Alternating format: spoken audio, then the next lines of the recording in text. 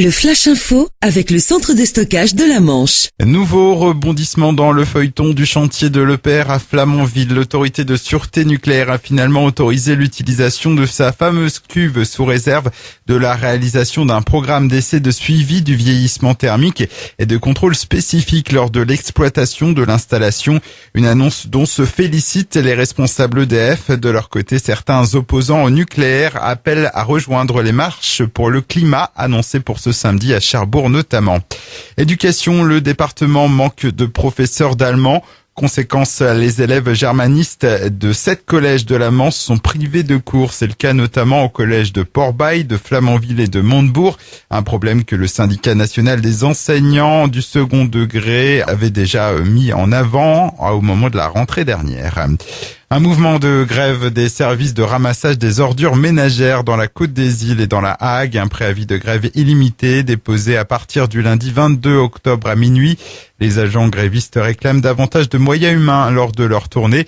Ils souhaitent aussi que leurs horaires de service soient validés par le comité technique, ce qui n'est pas le cas actuellement.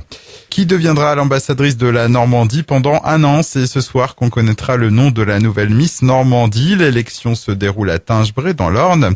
Au total, il y a 16 candidates venues des 5 départements normands. Cassandra Dubo, 23 ans, défendra les couleurs de Cherbourg. La gagnante participera le 15 décembre à l'élection Miss France 2019.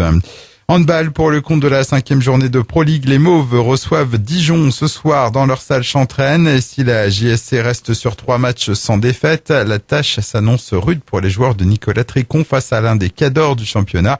Nul doute qu'ils auront besoin de tous leurs supporters. Cherbourg-Dijon, le coup d'envoi à 20h30. Et puis, place au quart de finale à l'Open féminin 50 d'Hector Dreville. C'est du tennis. Un tableau qui s'annonce très ouvert après quelques surprises. L'élimination prématurée de la tête de série numéro 1, Magdalena Fresh, et de la tête de série numéro 4, hier, Amandine S.